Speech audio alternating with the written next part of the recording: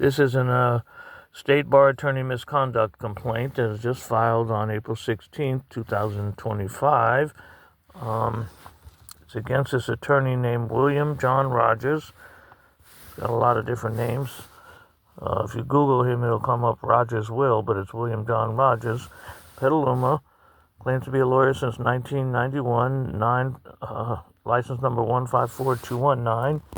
As you can see, so it's saying, ask various questions. Did you hire the attorney? Does the complaint involve allegations of theft or misappropriation of funds? Yes. Does the complaint involve allegations of attorney misconduct against a person over 65 years of age or older? Yes. Does this complaint involve allegations of attorney allegations of conduct against a person who is incapacitated, disabled, incarcerated, an immigrant, or a minor? Should be yes. That'll be corrected to yes. Incapacitated for sure. Okay. So then it says, abandon a client, yes. Immigration, no. Are you an attorney? No. Okay, so why don't we just start reading this? It says, it's a horrible story, caused me personal damage. I'm a victim of malicious prosecution, to say the least. 65 years old. Brother had liver cancer for 6 years, from 2014 until he died in 2020 in the ICU. Brother built houses and worked with his hands, repairing properties, painting floors. He did this for about 35 years. He paid the mortgage on a house in Berkeley that he had put his trust in before he died, 1810 Grant Street, Berkeley, 94703. I have two sisters. We are all beneficiaries in our late brother's trust, even at the time of his, and even though our brother had $85,000 in cash, as will be explained, and he had half interest in the $2 million house just described. So this, nevertheless, as of this writing in April 25, we have only received $1,000 5 years ago. The attorney in question has received $57,000 in attorney's fees, and we got nothing, and I have been maliciously prosecuted, as will be explained, and this is a very serious complaint, and I don't have too much faith that the bar is going to do anything, but it's not going to make it any worse if I file this complaint. The story goes, I took care of my brother from 2014 to 2020. He had split up with his girlfriend of decades who owned the other half of the house, and then in 2019, a year before he died, he sued to get back possession from his girlfriend, who did not want to voluntarily let him back in the house after they lived together for like 30 years. So the court ordered her out and ordered him back in because he was dying, and his doctors provided evidence. And me being his caregiver for 6 years, I'm just an EMT, I'm not a doctor or a nurse, but I have some clinical training. I moved in with them because wherever he went, I went, and I was all-around caregiver. Hold on, try to get this better. Okay, 1 second. Bear with me, ladies and gentlemen. We're trying to get this able to be read. Okay, where are we now? Okay, I sit at the hospital 24/7. He was hospitalized 150 days combined over 7 hospitalizations that last year of his life. I tried to give him half my liver and a living donor liver transplant at UCSF, but ultimately the liver doctors declined to take my liver, even though I was the same blood type as my brother. There was other issues such as, the shape and so on. So he was taken off the transplant list, and otherwise he would be alive today if he had gotten a liver transplant. So anyway, what happened is I was living with him for a year. He passed away in January 2020, just weeks before COVID shut down the world. So I was peacefully, quietly living in a trust property by myself, and the trustee and his attorney, this man in question, Will Rogers, I'm complaining about, encouraged me to stay at the property through emails and phone calls and said, stick around, you're a beneficiary, and so are your 2 sisters. I'm going to be 66 next month, and my sisters are a few years younger. We're not financially established. We don't have college degrees, properties, stock portfolios. My sisters are single and untrained, unskilled, no retirement, very poor, just like me. My brother said, I'm leaving a piece of my house for our 2 sisters who are poor and single, and I'm leaving you also. So then he was in a coma like the coma-like state the last year of his life. He was hospitalized 5 times in a coma-like state. He was transferred back home, but he wasn't cured of his coma. He just had some medicine that would sort of hold it back temporarily as long as the medication was working. But it wasn't a cure for liver coma. What happens to people, 90% of people die in 6 months from this type of cancer. But he lived 6 years. So when the cancer doesn't kill you, then other things happen, such as a liver coma, which was hospitalized 5 times in the closing months of his life. Nevertheless, this attorney claims that he died. He presented, months before he died, he presented with the trust that was written a few months before my brother passed. And in that trust, they presented to us, my sister. Hold on, ladies and gentlemen. Oh, God. It's a long story, folks. Sister and I are beneficiaries' money, and it would have to become a lien on the property with interest until paid in full. So we were to get $90,000 to split 3 ways, and we didn't get it within 9 months of his death. It would be coming into a permanent interest-bearing lien on the property until paid in full. And now it's 5 years later, and the attorney got $50,000 from the trustee in attorney's fees, but we got $4,000 4 years ago. But now the property has been sold out of the trust for $82,000, and I have absolute evidence and proof, and it's all over the probate case number RP221-20163 in Alameda County, and the $85,000 in cash that I personally found in the house in the form of cashier's check. Turns out my brother went to the bank, withdrew his money from the bank, and created cashier's checks made out to himself 3 weeks before he passed away. And I have copies of those checks, and my sister and I turned them over to the trustee along with the key to a safety deposit box that the trustee claims had $15,000 in cash. Maybe it had $150,000 and he lied. Who knows? In it, and to this day, we've gotten only $4,000, and that was 5 years ago. The house was sold out of the trust without our permission, without the court's permission, for $82,000, but the property is worth $1 million because the whole property is worth $2 million. So my brother's half was worth $1 million. They sold it out of the trust for $82,000 because the trustee's wife sent me a text message saying they didn't really sell it, but if they can get me evicted, they were going to put it on the market. But if I went on welfare, I wouldn't be in the street because welfare would provide me with free housing. So the pandemic was still raging, and the lockdowns in the shelters in place and eviction moratoriums were in full effect, especially in Alameda County. And suddenly, out of nowhere, I get a threatening letter in May of 2022, which I can produce from the trustee's attorney, the one I'm complaining about here, saying, get out immediately in 2 months or else you and your sisters will never receive a penny of your beneficial share. Of your beneficial share of the trust. And I said, excuse me, do you have my inheritance? Do you have my sister's inheritance? At that point, $90,000 plus 10%, oh God, I can't copy, 10% interest a year would be about $110,000. They refused to answer the phone. They refused to answer emails. There was any evidence of any offer because they didn't offer anything. I called them. I said, if you want me to leave, where's our money?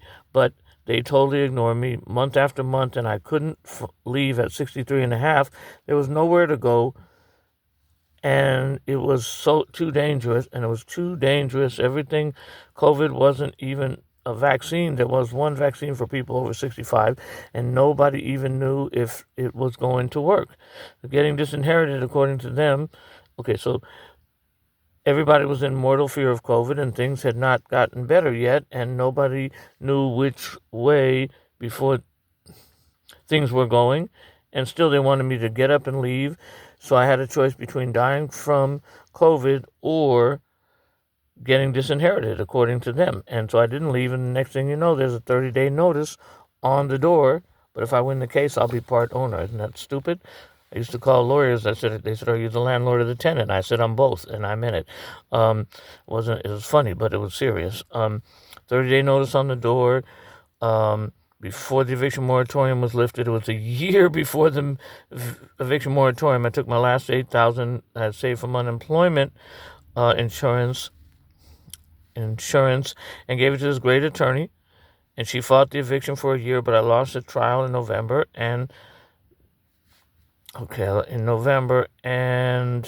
I win the probate case, I'll be part owner, because what happened was Brother passed away. They gave us a trust that was dated August 19th. When my brother was in a chronic state of coma, he was hospitalized 5 times before he died, and hospitalized 5 times with a coma, and then he's going to write a trust, and he's always in a coma. There was no cure. There was just medicine to sort of keep him a little bit mentally aware, but he wasn't there.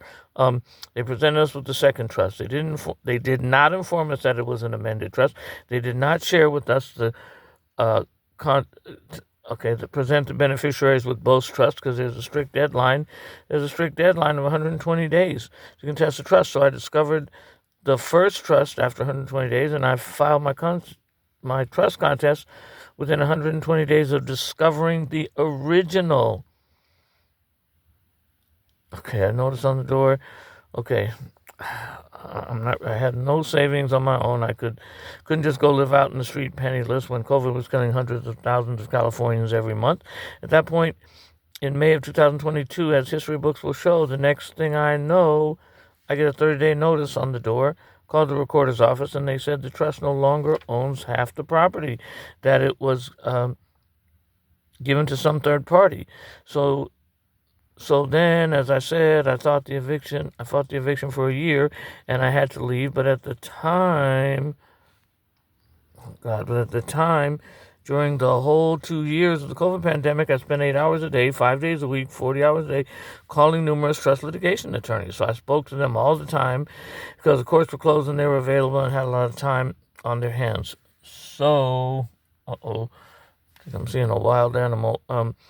So I spent 8 hours a day, 5 days a week on the phone calling numerous trust litigants. So I spoke to them all. Courts were closed and they were available. They had a lot of time on their hands. They couldn't even go to court because the courts were closed. The doors were locked. They couldn't even go to court if they wanted to. Nobody could even get out of the house those years. So they told me time after time, hundreds and hundreds of trust litigation attorneys told me, we're not interested in a case like yours because there's not enough money. I said, what are you talking about? My brother owned half interest in a $2 million house, and he had $85,000. They said, that's not enough to entrust us because it takes a year to fight the case. We charge $500 an hour. It'll take a year to fight the case. So, and what if we lose? And so I'm sorry, we're not interested. If your brother left $5 million or $10 million, we might be interested, but as a rule, we don't take cases worth $1 million or less. There's thousands of attorneys. But if you really want us to fight, then give us 30 or 40 down payment and $5,000 every month. You have to top off $5,000 a month. Otherwise, we can't help you. And call the bar. And then I call the bar, and they can't find an attorney who charged any less either. So then, hold on. This is why we got this. I haven't even got to the meat of the story. God, this is going to take too long. Whew. Frustration and a desire to protect statute of limitations. I filed a number of lawsuits in the probate court. Is this 12 minutes? No, this is 13 minutes. Whew.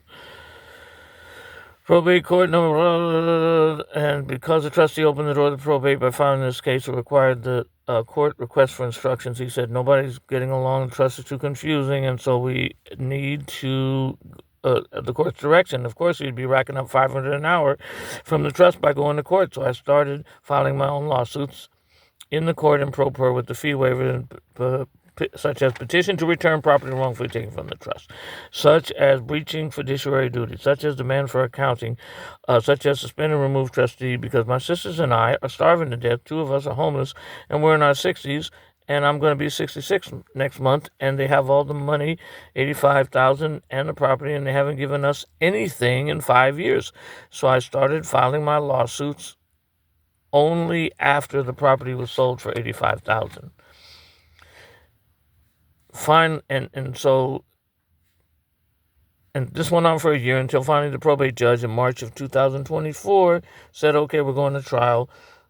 The judge totally refused to give me a continuance and a trial date for last August 19th, 2024. So I didn't have any attorney. So I just dismissed without prejudice. Okay, so I dismissed without, oh God, come on, bear with me here.